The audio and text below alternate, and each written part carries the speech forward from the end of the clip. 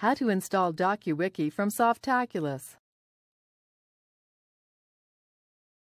Let's see how to install DokuWiki in Softaculous. Scroll down to the Wiki group.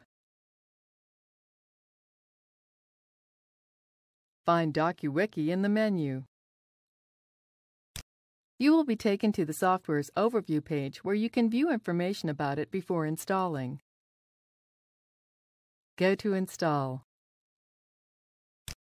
All the defaults for these options should be fine for most purposes, but we'll take a look at them anyway.